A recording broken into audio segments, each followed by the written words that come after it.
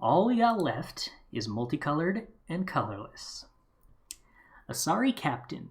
3 red and a white for a 4/3 creature human samurai with haste. Whenever samurai or warrior you control attacks alone, it gets +1/+0 until end of turn for each samurai or warrior you control. That seems like way too much mana. Seems bad. Colossal Sky Turtle. 4 green, green, blue. Enchantment creature turtle for a 6/5 with flying and ward 2. Channel 2 and a green, discard Colossal Sky Turtle, return target card from your graveyard to your hand. Or channel 1 and a blue, discard Colossal Sky Turtle, return target creature to its owner's hand. Huh. Suggestion: other streamers have done reviews and have only shown the card on screen that they are currently reviewing. Makes it a lot easier for the viewers to follow. Yeah. I have no clue how to do that, though. I've tried. I couldn't figure it out. I used to manually open every card, but it took a lot more time. I assume there's some way they can set that up, but I got no clue how the actual, doing of that works.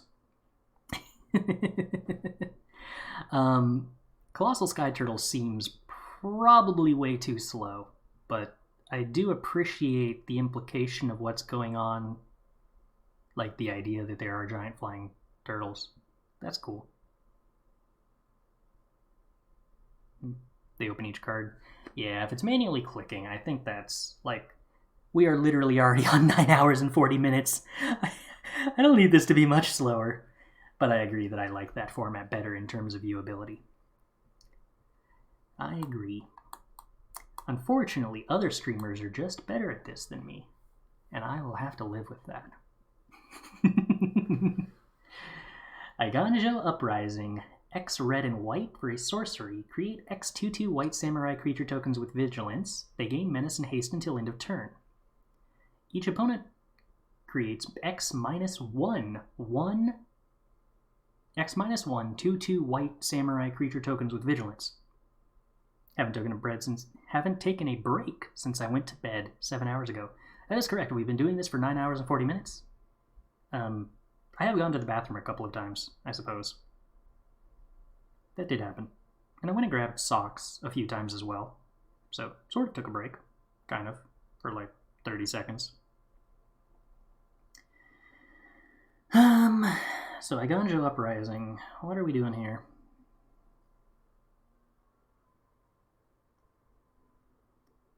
So for, let's say, 7 mana, X equals 5. We make X 5/5s with Vigilance, Menace, and Haste. They swing. Make 5 2/2s. Opponent makes 4 2/2s.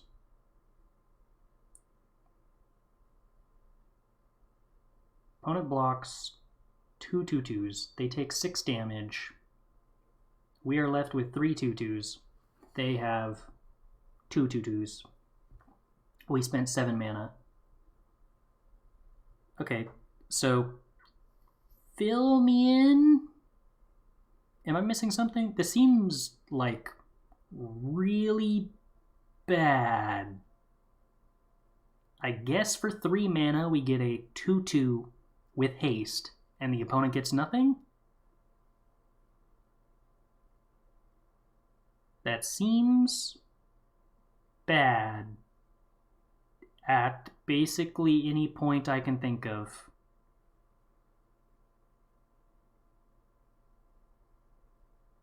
That doesn't seem good. Enthusiastic Mechanaut.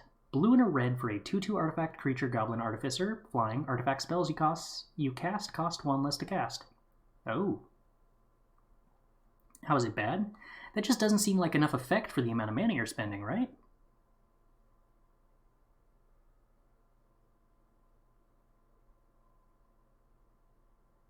Good with Elesh Norn? Yeah, I suppose a Gonjo is good with Elesh Norn. Might be nice if it has instant speed. Yeah, maybe. I don't know. I just if you're casting this as a 5-drop, you make 3 2/2s, you hit the opponent for 4, they kill one of your 2/2s, and then they have a 2/2. and you're left with 2/2/2s. That just... Nothing about that seems like that was worth spending 5 mana. Pushes a lot of damage. It doesn't give all your creatures menace and haste, though. It only gives those creatures you made this turn menace and haste. So it's not actually pushing very much damage at all. I guess the best case for this is you play it for X equals 2, because then they can't block any of your Menace Samurai. So for 4 mana, you do 4 damage to their face. Yeah, they don't keep Menace. The Menace goes away at the end of turn. That is a good point, or an important point, about it seeming weird. Like, giving your opponents permanence isn't necessarily a deal breaker.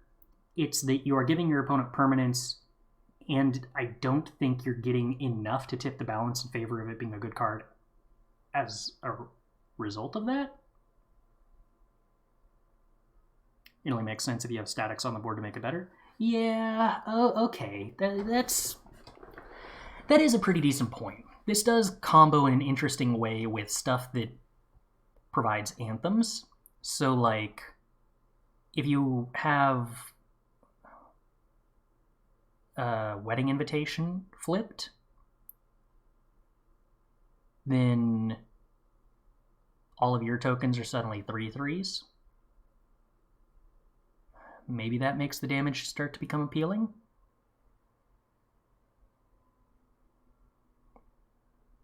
Maybe. And it's not unreasonable to try to jam anthems in your deck. Alright, well... Yeah, okay, there might be a way to break this.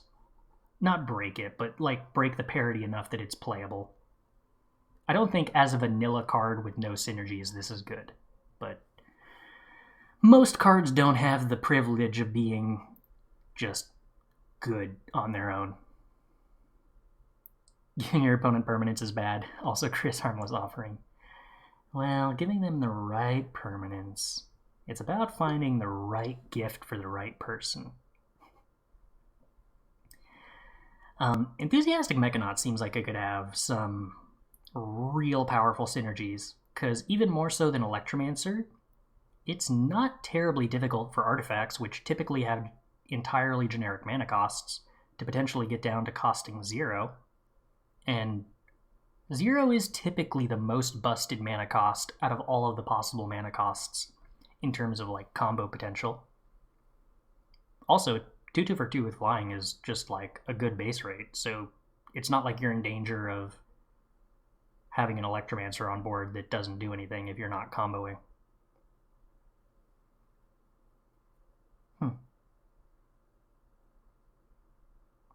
Could be interesting. Could be interesting.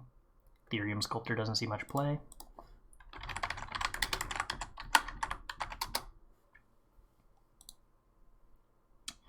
No, but that is a 2-drop 1/2 instead of a 2-drop 2/2 with flying. But yeah, I imagine it's probably, like, very much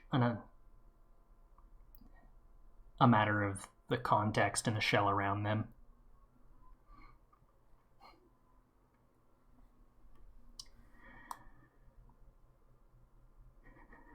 Which I'm not immediately seeing, but I don't know, like, Enthusiastic Mechanaut on turn 2, plus then playing some 1-drop Bone Splitter or something as a 0-drop?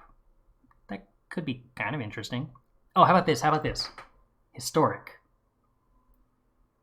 Turn 2. Enthusiastic Mechanaut. Why can't I remember the name of the card? Am I totally losing this? What's the... Oh, okay. Turn 2. Enthusiastic Mechanaut. I literally just remembered the card and then I forgot about it immediately. Okay. Turn 2. Enthusiastic Mechanaut. Bomat Courier. Bomat Courier. Bomat Courier. Bomat Courier. Which implies you didn't play a turn 1 Bomat Courier, but let's pretend you, like, shocked their face or something instead.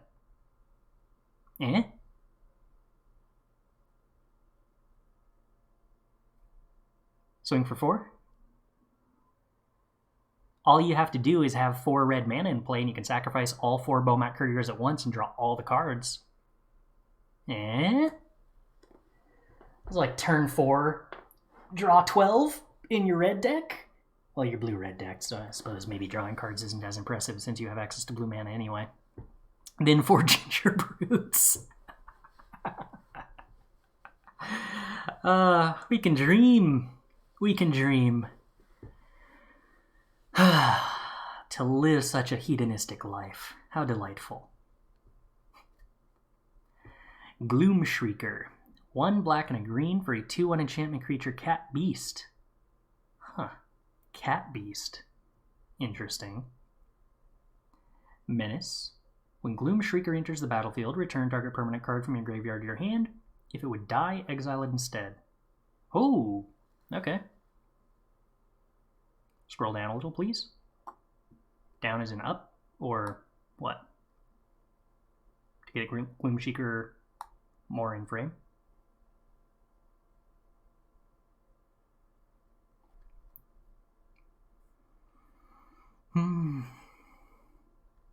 I mean, a 2/1 Menace for 3 isn't super exciting, and Eternal Witness getting back sorceries is usually the fun thing, but maybe? Yeah, self-exiling so it can't loop is kind of disappointing, huh? Why does this tiger thing with a serpent tail seem familiar? That's some kind of mythical creature that I should know of, right? What's the name of that thing? Nue. That's it. That's it. I remember specifically because I was super confused when that existed in, what is it, Breath of Fire 3? Is that the one? Yeah, Breath of Fire 3. The best RPG ever made. Had a boss that I didn't understand what it was supposed to be. Good times. Good times. Anyway, I don't actually think this seems super good, but maybe. Maybe. I mean, Menace on only a 2-power creature isn't stellar, but it is value, and value does always have a way of sneaking into being playable, except when it doesn't. Alright, Greasefang, Okiba Boss. 1 white and a black for a 4/3 legendary creature, Rat Pilot. Alright, that's solid stats for a 3-drop. At the beginning of combat on your turn, return target vehicle card from your graveyard to the battlefield. It gains haste, return it to its owner's hand at the beginning of your next in-step. Oh. Huh.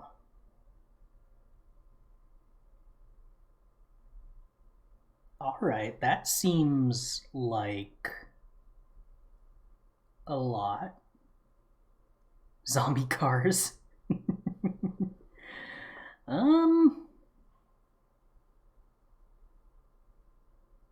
Yeah, this does seem like it has potential. I don't know that you're going to have like an easy way to put a vehicle in the graveyard on curve for this.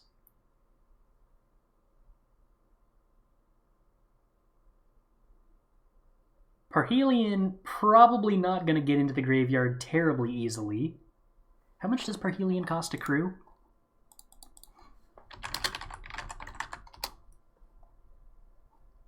$4? Okay, so if we put Parhelion into the graveyard, then play Greasefang, we are crewing and attacking with Parhelion on turn 3.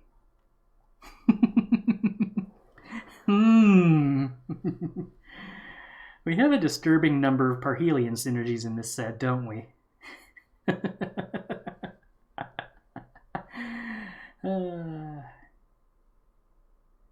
Yeah?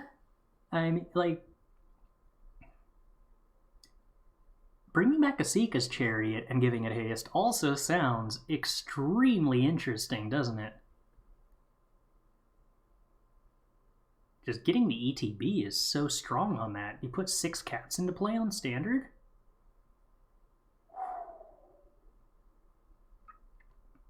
Yeah.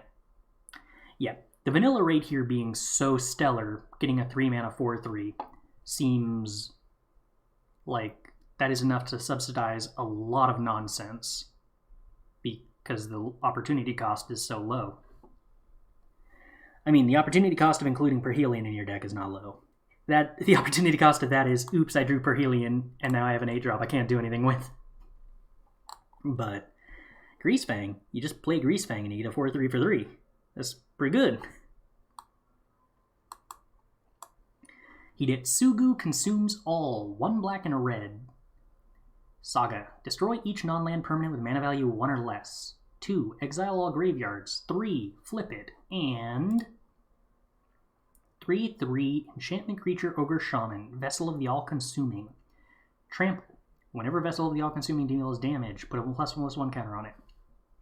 Whenever Vessel of the all-consuming deals damage to a player, if it has dealt 10 or more damage to that player this turn, they lose the game. What? Yeah, so it does get the +1/+1 counter anytime it deals damage to anything, not just players.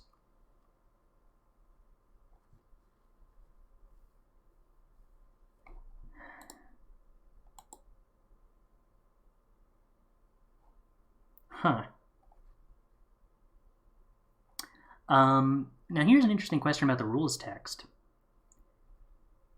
What exactly is the definition of deals damage with regards to trample and dealing damage to multiple permanents? If your opponent puts 2 1/1s on Vessel of the All-Consuming, is it dealing damage 3 times? Or not?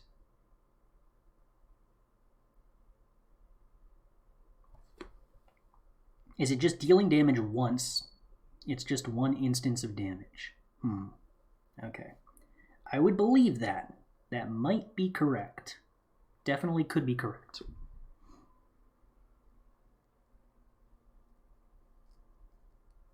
Still,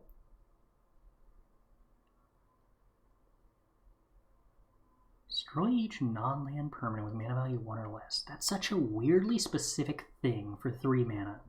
Like, the backside of this is cool, and I like that it just exists. I don't know if it's necessarily inherently good.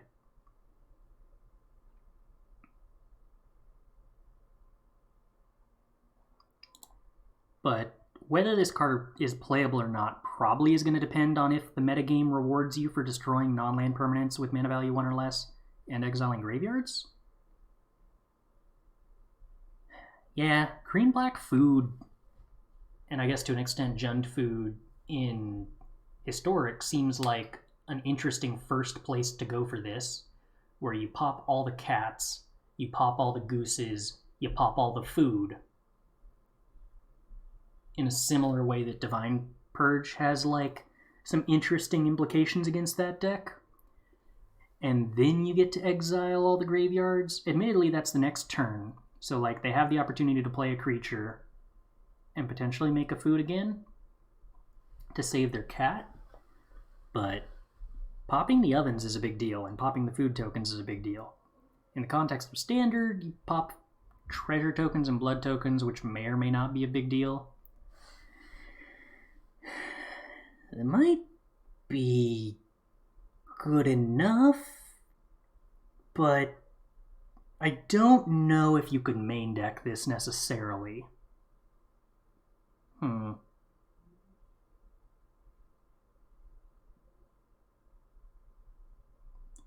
I think Niv will definitely play this versus food, although it competes with Culling Ritual. Culling Ritual, I think, makes more sense in Niv to me, but I don't know. Maybe you could play both. But I think Culling Ritual makes more sense since it actually kills the Trail of Crumbs, which is a pretty big deal. This not getting rid of the Trail of Crumbs probably makes it not acceptable. Although, I suppose Culling Ritual kills your 2-drop 5/5s in Niv, and avoiding that is interesting. Yeah, I'm going to say that definitely has some potential. Super duper definitely some. I have absolutely no idea what's going on in this art with a giant demon ogre thing stabbed with sticks with candles on them? That's really weird. What's the artist who did the aliens? It's got a very H.R. Geiger kind of look to it, huh? I definitely didn't have to Google that to figure out what that was reminding me of. Not at all. Hinata Dawn Crowned. 1 blue, red, white. For a 4/4 legendary creature, Kieran Spirit, Flying Trample. Spells you cast cost 1 less to cast for each target. Spells your opponent casts cost 1 more to cast for each target. Fun fact, you can play Magma Opus for 2 with Hinata.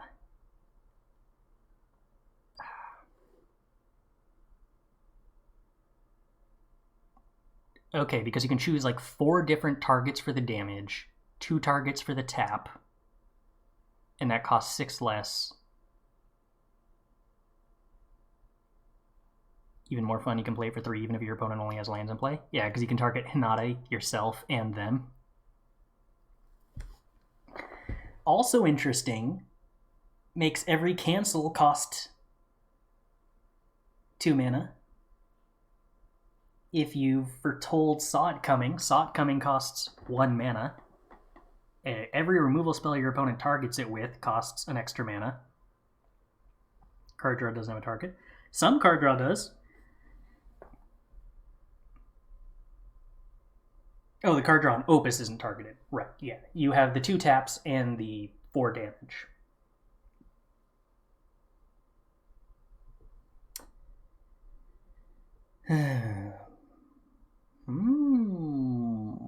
Yeah, Hinata has lots of potential.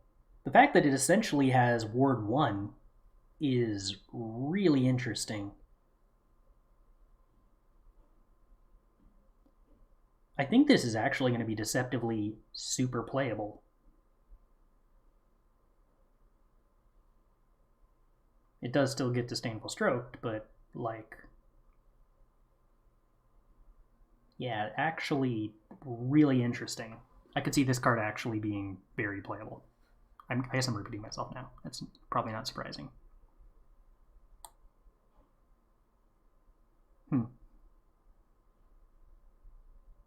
I'm excited. Invigorating Hot Spring. 1 red and a green. Enchantment. Invigorating Hot Spring enters the battlefield with 4 +1/+1 counters on it. Modified creatures you control have haste.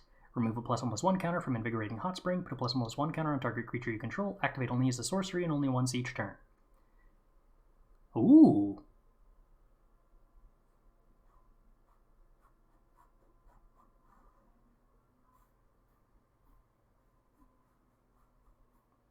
So it comes down. So compared to, like, the previous very close to this card we had was the card that gave all of your creatures Riot, where they could enter with either a +1/+1 counter or haste. This enters with...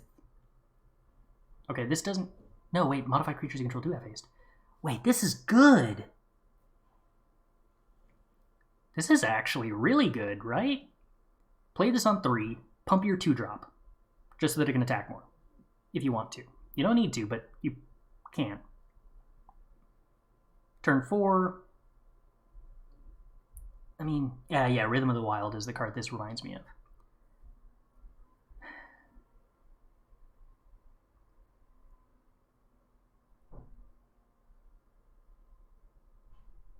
Oh, hold on. This means that together with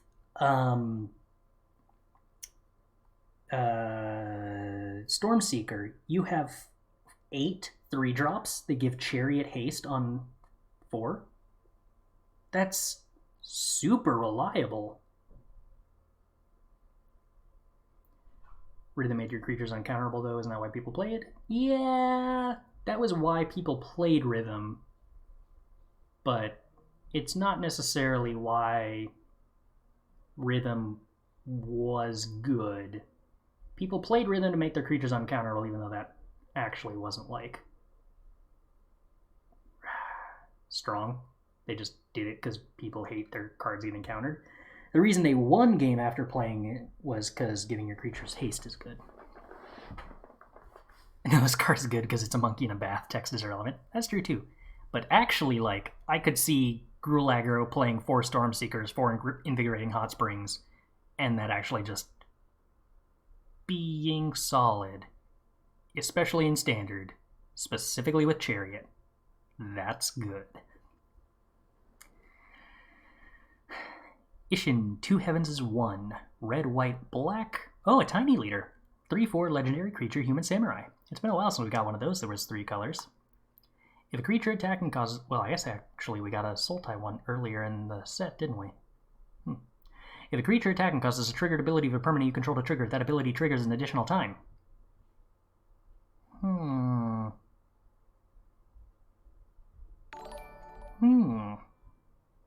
Remu00. Thanks for the follow. Glad you're enjoying the stream. If a creature attacking causes a triggered ability of a permanent you control to trigger, that ability triggers an additional time. Wow, that's complicated. Magda, yes. Goldspan, yes. There's a lot of stuff this synergizes with. I don't think enough for it to be like... Oh, Magda might not. That's true. Ranger class, yes. Although I don't think we're playing 4-color Ranger class. Huh. It might be possible that Ishin winds up playable. 3/4 stats on a 3-drop isn't terrible. A big question of how reliable it is to play a Mardu creature, which is probably not actually easy. And we're getting the Shards next set and probably the Triomes with them, but that doesn't include Mardu, so it's not really helpful color fixing.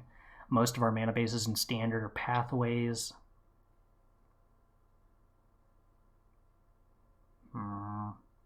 Mardu Arcanist, I guess, technically. Does Arcanist really need to go heavier on getting more Arcanist triggers, though?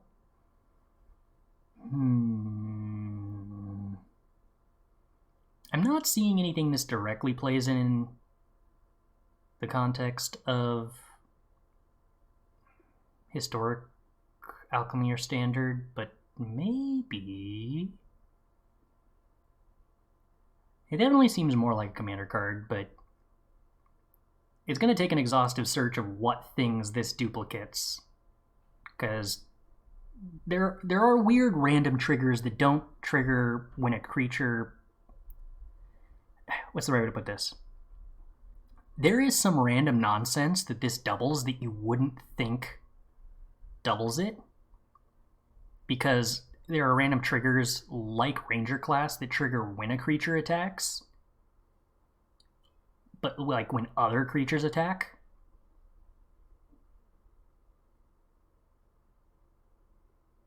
Like, there's a Guilds of Ravnica 4-drop enchantment or something that whenever a creature attacks you, you drain the opponent for 1. That this actually doubles because that's a permanent you control. And it's their creatures attacking. That kind of nonsense is stuff you wouldn't... Yeah, Revenge of Ravens, that's the one that I was thinking of, I think.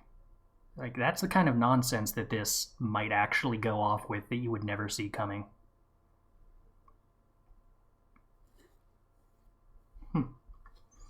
Maybe. Jukai Naturalist. Green and a white for a 2/2 enchantment creature human monk with a lifelink. Enchantment spells you cast cost 1 less to cast. Yeah, alright. That could be interesting. I don't think Enchantress in Historic has room for that compared to the 2-drops it's already playing, though. But as far as like density of enchantment decks go, that's the kind of mana dork they might be interested in some formats. Cavalcade of Calamity is one. Yep.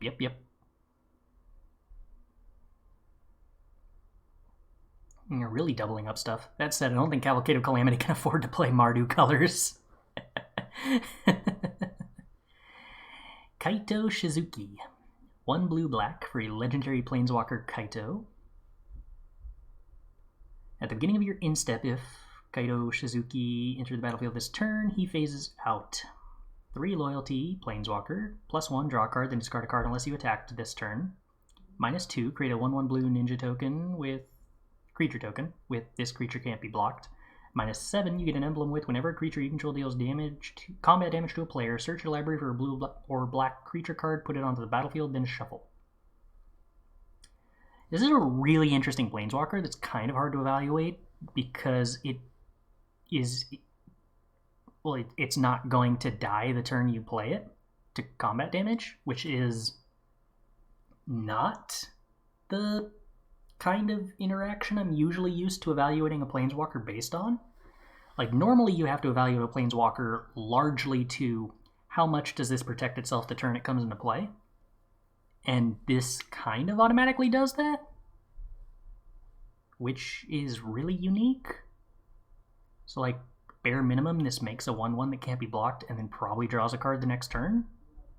And that's, like, pretty useful. And then it threatens to draw a card every turn after that if they don't answer it. So, like, this would be a weird thing that you could actually board into a control mirror, right? Where they just have to have a removal spell for a random 1/1 or a Planeswalker.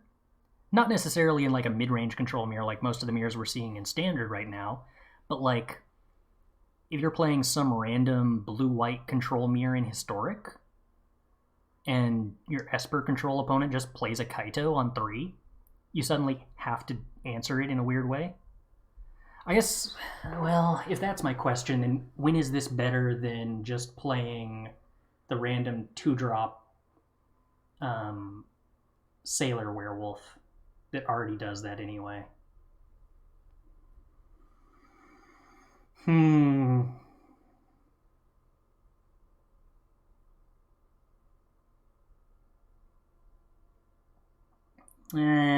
Alright, I kind of just convinced myself that maybe this actually isn't good if that card already exists for less mana. This dodges Purge? Yeah, but they're boarding out Purge in any mirror where you're bringing this in anyway, right? It's not like Purge is actually a good card in control mirrors. And to be honest, this doesn't really dodge Purge. Purge hits the token, and then you're left with upticking to do nothing for like 3 turns. Don't forget Thief of Sanity. Yeah, Thief of Sanity is probably better than this for that role, and that already isn't really great.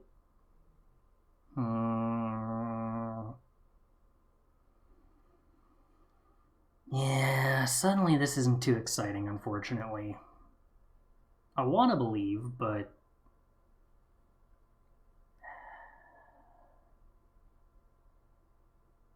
this feels like it doesn't get there for 3 mana in that case. Svalen might be better than that sort of mirror. Yeah, that's also probably true, isn't it? Alright, disappointing, but I think I'm off it. Mikami War. 1 white, blue, black, red, green. 6 mana total. First chapter. Exile target non-land permanent opponent controls. Second chapter. Return up to 1 other target non-land permanent to its owner's hand. Then each opponent discards a card. Exile this saga, then return to the battlefield transformed under your control. Is a 6/6 enchantment creature dragon spirit Okagachi Made Manifest. Okagachi Made Manifest is all colors, flying, and trample. Whenever Okagachi Made Manifest attacks, defending player chooses a non-land card in your graveyard. Return that card to your hand. Okagachi Made Manifest gets +X/+O until end of turn, where X is the mana value of that card. That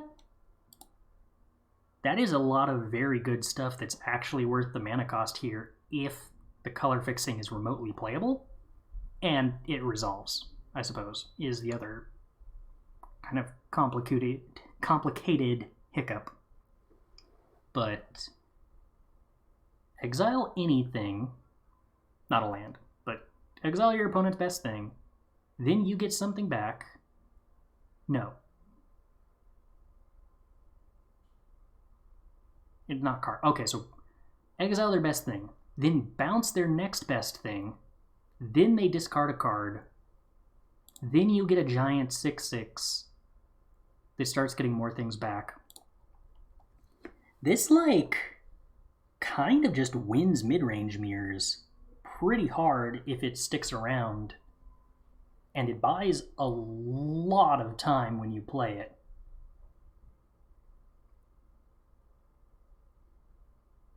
Much worse than ECD? I don't know that it's worse than ECD at all. I mean, ECD costs 1 less mana, and that's a big difference. And presumably 5 colors is tricky to do, but, like, in a world where you somehow figure out the fixing to make this just a 6-drop, and the Wooburg aspect of it isn't a huge penalty, the effect of this is actually very worth 6 mana. The World Tree. Okay, when does the World Tree kick on? On 7 mana or 6 mana? As long as you control 6 or more lands.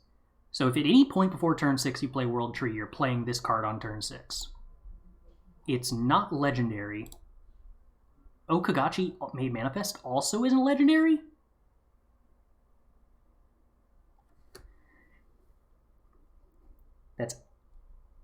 That's actually, like, this looks like a meme, but the effect here is actually decent enough that that's not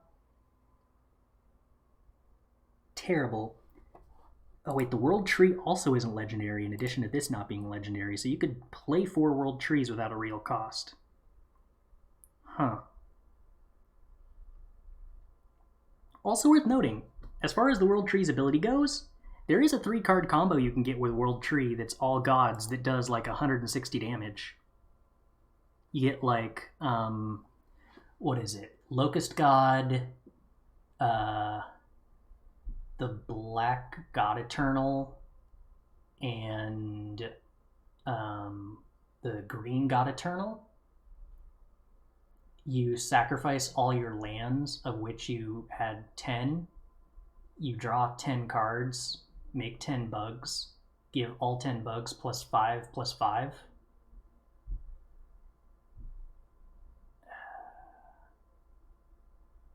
Something like that.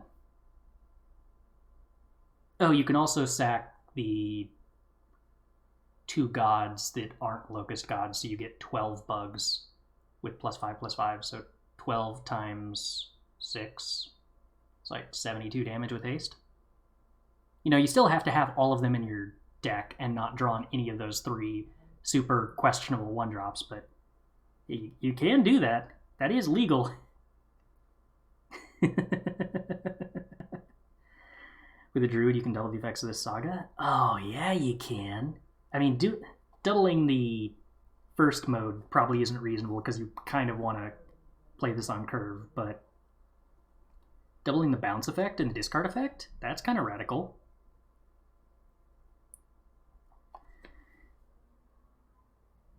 How many reliable ways are there to tutor World Tree? Like, non-basic land tutoring in any way. Golos. Yeah, if you're... Kami War in a Golos deck does seem amusing and historic. Probably not good, but definitely amusing.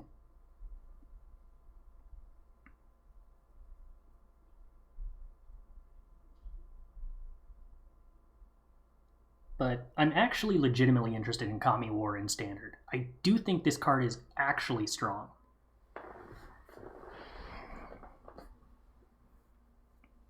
Binding of the Old Gods and the Snow Duels. Yeah. I think even then, trying to play dual lands to get to 5 colors is probably not reliable. Search for Glory Grabs lands.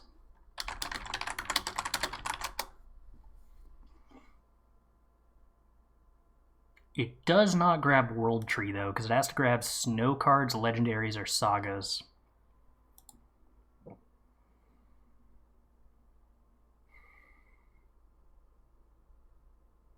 Probably better in Alchemy because of Crossroads, maybe. I don't think we're getting Kamigawa to function off of non-world trees very reliably.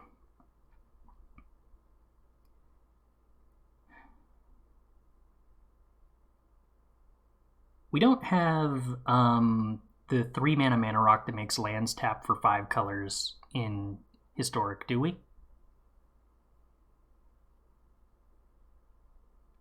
Treasures help, yeah, that's something. I guess we could theoretically try to play like green-black treasure Kamigawa.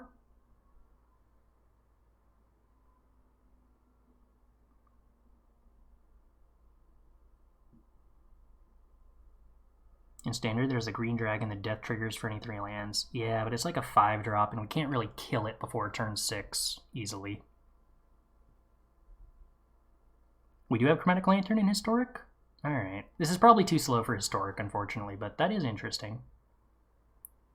Chromatic Lantern was an Ixalan. Really?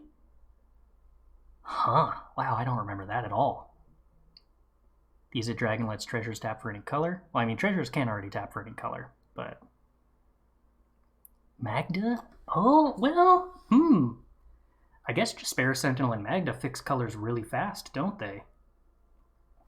I don't feel like Jasper Sentinel Magda is a combo that wants to cap out at Kamigawa, but... it could. Also, isn't the Ixalan Dragon only for instants and sorceries? I don't think you can tap the treasures for enchantments.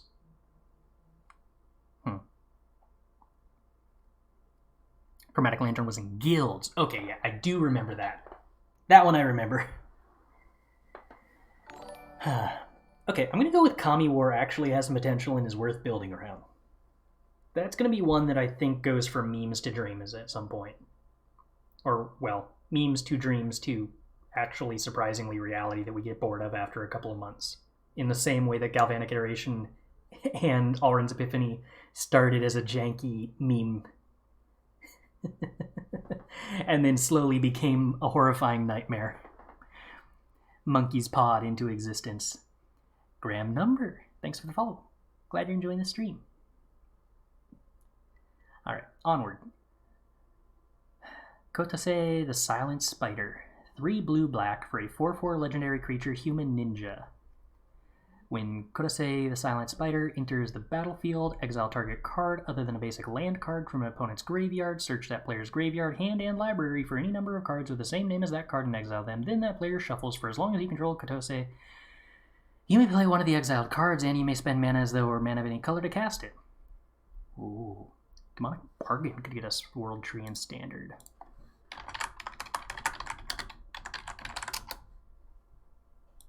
Exile the top 13 cards of your library, then search your library for a card, put that card in your hand, then shuffle. It could at that. We could definitely Demonic Bargain.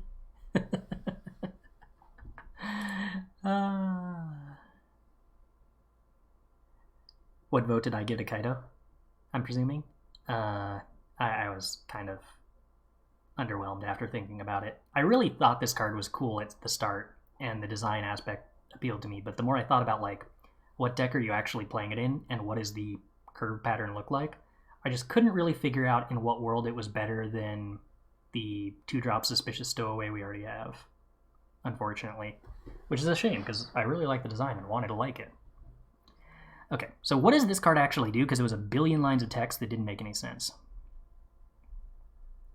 So 5 mana Surgical Extraction, and then as long as you control the card, you can, as long as you control Kotase, you get to play the thing you just Surgical Extractioned. I mean, that isn't good, but it is, I guess, neat. And we're going to get players who are just super convinced they need to throw extirpate effects that are super bad into their deck to play this instead. And at least this is slightly better than bad extirpates. I am still going, yes. We're almost done. We're in the multicoloreds. We're nearly there. We're going to finish in under 12 hours. It'll be great.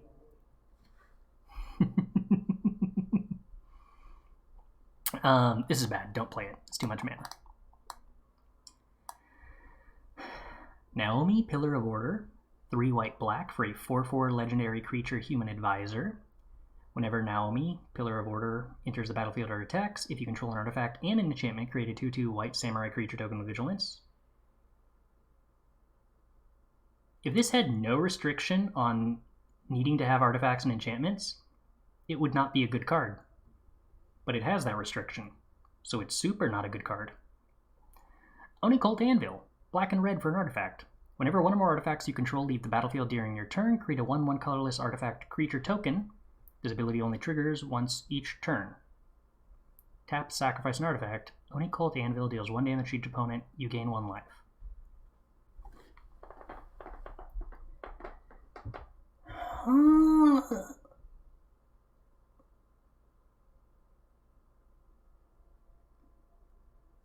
Isn't this actually good?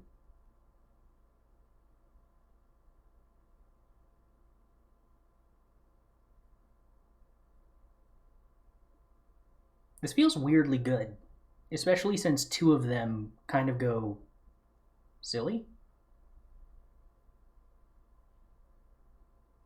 Yeah, once you've enabled it, you just keep sacking the same artifact, worst case scenario, so you're draining your opponent for 1 each turn.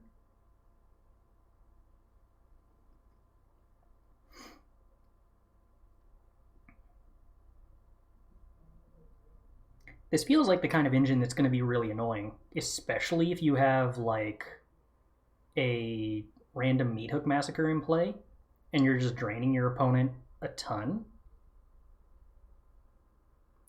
So notably, it only makes constructs on your turn, so you can't block with the construct and then sack it and get another construct. But if you have 2 of them, you can sacrifice a 1/1 on your turn to make 2 1/1s and then sacrifice the other 1/1 on their turn as a chump block. Does that make this fixed cat oven? Maybe.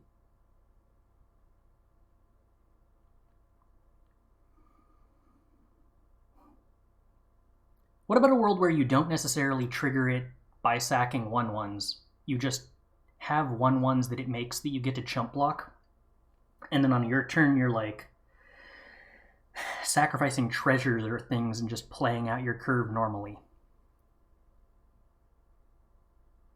That sounds actually like good. Like you could just totally throw 4 only cold anvils in like almost any deck that just randomly has blood or treasures, and it would be really good. Or I don't know, like anything that doesn't have trample is going to be so annoyed if there are multiple of these in play. I think this card's actually going to see play, and I think it's actually going to be good. I'm kind of on board. I want to see where this goes. Seems like a good card. Prodigy's Prototype. 1 white and a blue for a 3/4 artifact vehicle. Whenever 1 or more vehicles you control attack, create a 1/1 colorless pilot creature token with this creature crew's vehicles as though its power were 2 greater. Crew 2.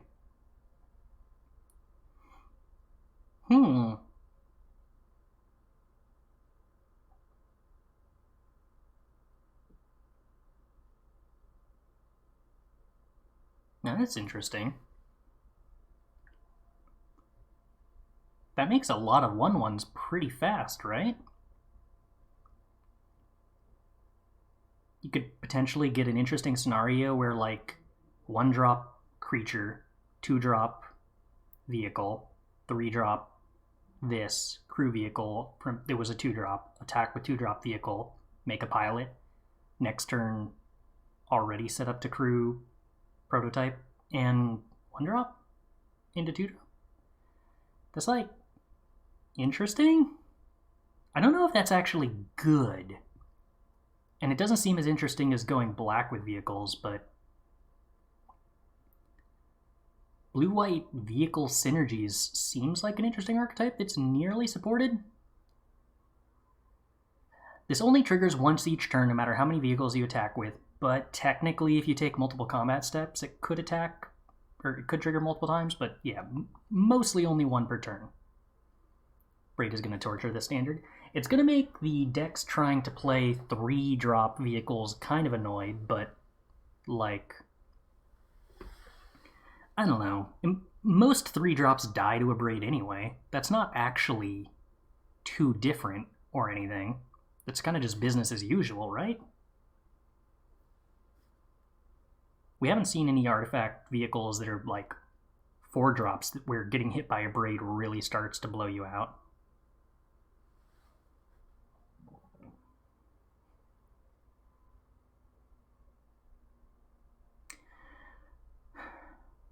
I don't think Prodigy's Prototype is good in the sense that it like pulls you into a blue-white deck, but it's not a card I would be embarrassed to play in a blue-white vehicles deck. But I don't know if I've seen anything that leads me to believe the blue-white vehicles deck gets there compared to the blue-black vehicles deck. Ryu Storm's Edge. 2 red and a white for a 3/3 legendary creature human samurai with first strike. Whenever a samurai or warrior you control attacks alone, untap it. If it's the first combat phase of the turn, there's an additional combat phase after this phase. Oh, okay. I mean, maybe? This is the first exalted samurai / warrior trigger that actually seemed good enough to be worth literally anything at all. Ryu works with Ishin. Yeah, you get 2. What is the way that stacking additional combat phases after this phase works? Can you do that, or is the specifics of after this phase super specific in a way that makes copying it not actually do anything? I assume that copying it does still end up getting you 2 extra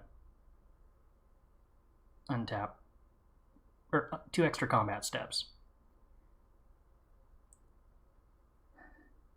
Okay, so it works in the sense that you get 2 extra combat steps. It doesn't work in the sense that you stack all the untaps effects at the same time. So you get 2 extra combat steps. So like if you curve Ishin into Ryu, swing with Ishin on turn 4, trigger this ability twice, untap Ishin, get to swing a second time. The third time, though, you don't get to swing with it because it's still tapped. I think copying Epiphany works, and so this works. I remember that there were weird things that made combat phases, or multiple extra combat phases, not actually work super great, and I think it's just because of that untap thing not stacking.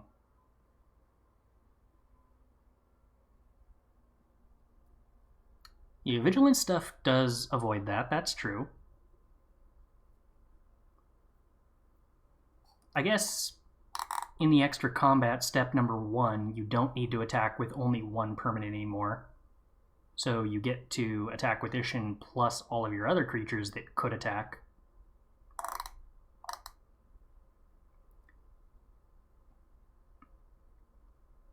If it's the first combat phase, so never more than 1 extra phase.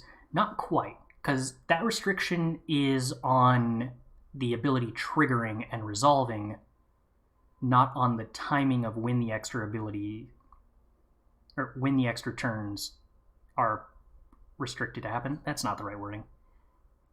You can only trigger that ability during the first combat phase, but you can trigger it multiple times during the first combat phase. If that makes sense. But yeah, I still don't know how you actually, like, benefit from the second combat phase there. As to whether this is good on its own or not, yeah, well, unclear. Maybe, but I haven't seen much in the way of other samurais or warriors that excite me. I'd need to go back and look at what support that tribe might have. Risona, Asari Commander, 1 red and a white for a 3/3 legendary creature, human samurai, haste. Whenever Risona Arizona, Asari Commander, deals combat damage to a player. If it doesn't have an indestructible counter on it, put an indestructible... Whoa, wait, what? Put an indestructible counter on it? Whenever combat damage is dealt to you, remove an indestructible counter from Arizona. Okay, I was gonna say, that seemed kind of wild for a second there. But, oh my goodness, this is so evil against control. Doesn't die to Vanishing Verse. If your opponent's tapped out, you just get to play a 3/3 haster for 3 that is indestructible, and your opponent has to be able to do combat damage to you to ever remove the indestructibility?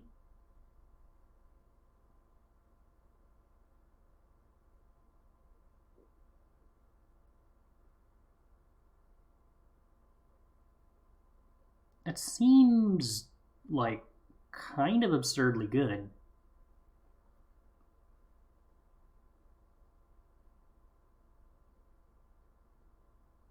There's no good -3/-3, is there? There's Bedeck! Are we playing Bedeck in anything? No. Could we? In Historic. Maybe, if we really need to kill Risona. Unfortunately, Risona still gets answered by Divine Purge and Declaration in Stone, so maybe not actually super excellent in Historic. Also by Teferi, so yeah, not super excellent in Historic. Meadow Massacre gets it, that's true. Exile Hero's Downfall gets it, that's true.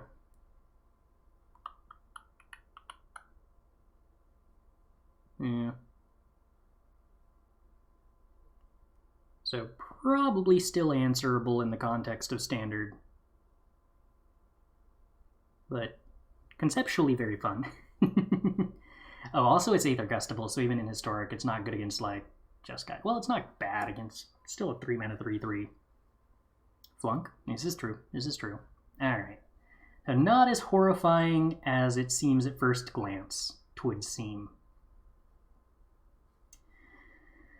Alright. Satoru Umezawa, 1 blue-black for a 2/4 legendary creature human ninja with a very cool paint job. Whenever you activate a ninjutsu ability, look at the top 3 cards of your library, put one of them into your hand, and the rest on the bottom of your library in any order. This ability triggers only once each turn. Each creature card in your hand has a ninjutsu 2 blue-black.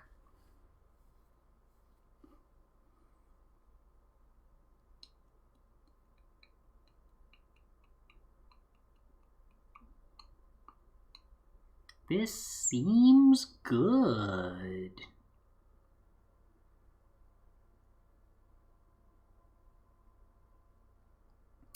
So the way I'm reading this is I am allowed to attack with this on turn 4, and then because my opponent will never block, because that's definitely what opponents would do, I get to put my Hullbreaker Horror into play on turn 4 with no mana up, which means it, just dies, but yeah.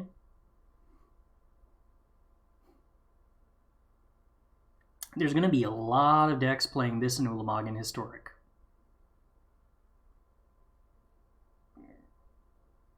I don't actually know if this is good in terms of, like, trying to cheat big stuff into play. I think that may be going too deep. But the idea of just playing this in a normal ninjutsu deck with ninjutsu cards that have, like, 2-cost ninjutsu effects and just using it as something that sits on the board and gives you anticipates every time you cast a ninjutsu ability, that actually seems good. Like, maybe good enough to just subsidize the nonsense that you want to do.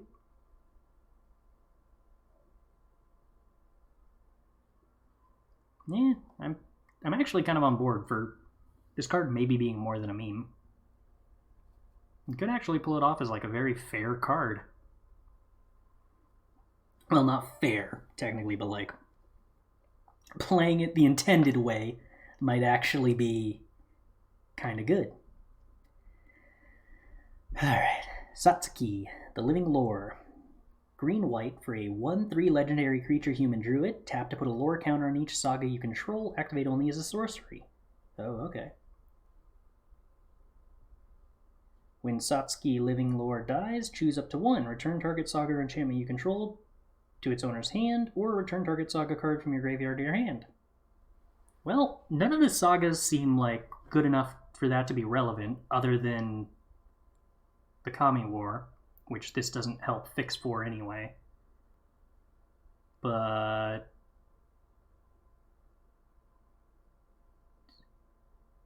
I mean, it's cute. It's probably not good, but it's cute. Might be good in Selesnya Enchantress. I don't think so, because it isn't an enchantment. And, like, that deck already is, like, capped on playable cards.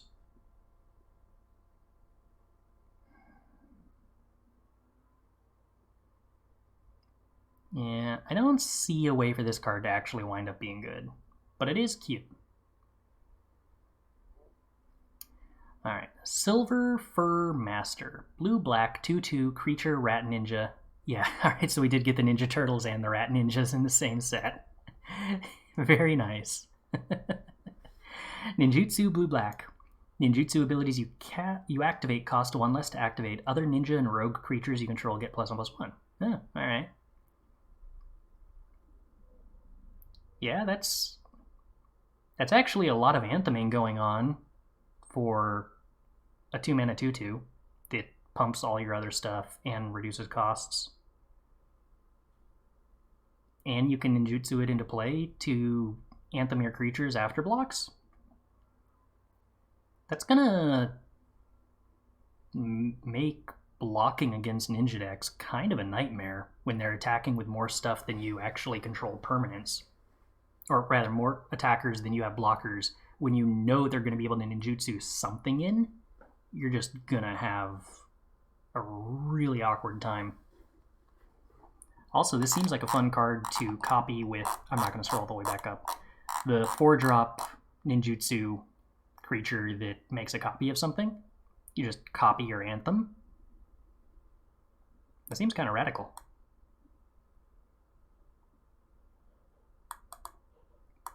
Alright. Spirit Sister's Call. 3 white and a black for an enchantment. At the beginning of your end step, choose target permanent card in your graveyard. You may sacrifice a permanent that shares a card type with the chosen card.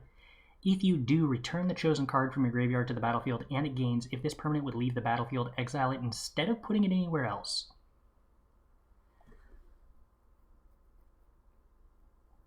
Okay, now here's a question. If the permanent was going to exile anyway, the replacement effect doesn't overwrite whatever it was doing. So...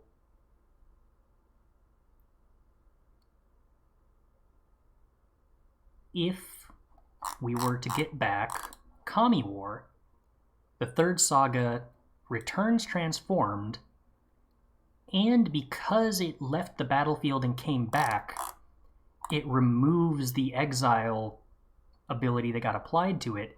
So when it dies on the creature side, it goes back to the graveyard to get reused with Spirit Sister's Call again? That seems kind of interesting. That actually seems like a deck. So how are we putting Okagachi Made Manifest into the yard? May sacrifice a permanent that shares a card type with a chosen card. So what I'm hearing is we use Restoration of Eiganjo as our discard outlet to put our 6-drop in the yard.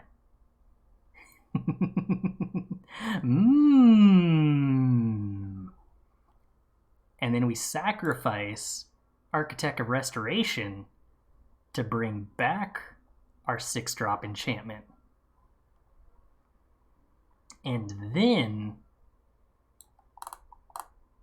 we just start sacking Kami Wars to loop Kami Wars? Sacrifice to Rest in Peace, bring back Omniscience? That might be going too deep. I don't know if I can handle that. Blood tokens. Blood tokens aren't enchantments, right? They're artifacts? But you could bring back big artifacts, that's true. Oh, wait, hold on. This isn't standard, so it's probably too slow for Soul Sister's Call, but the Theros one, does that makes an 0/4 wall. Is that 0/4 wall an enchantment?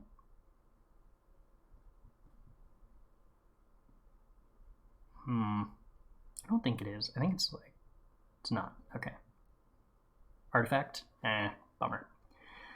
Alright, final multicolored card. Tamio, Completed Sage, 2 green, Phyrexian green or Phyrexian blue. Your choice. And a blue.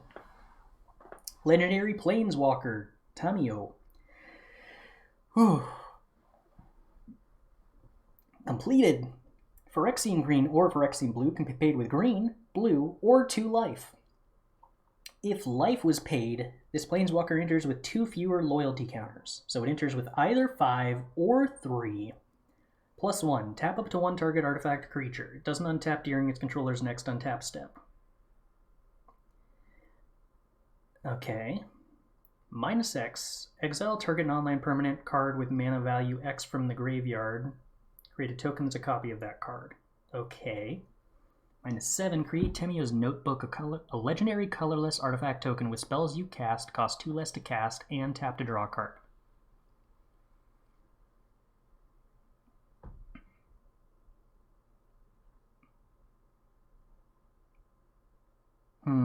Yeah, unfortunately this seems kind of like it sucks.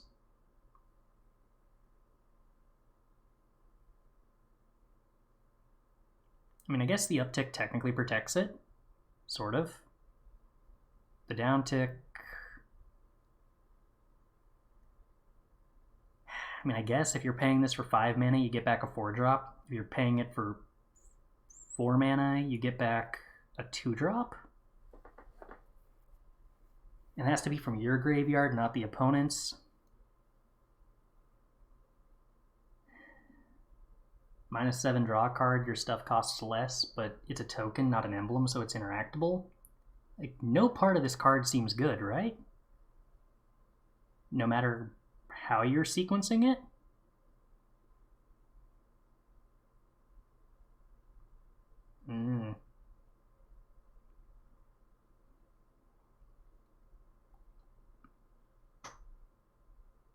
Yeah. This seems bad.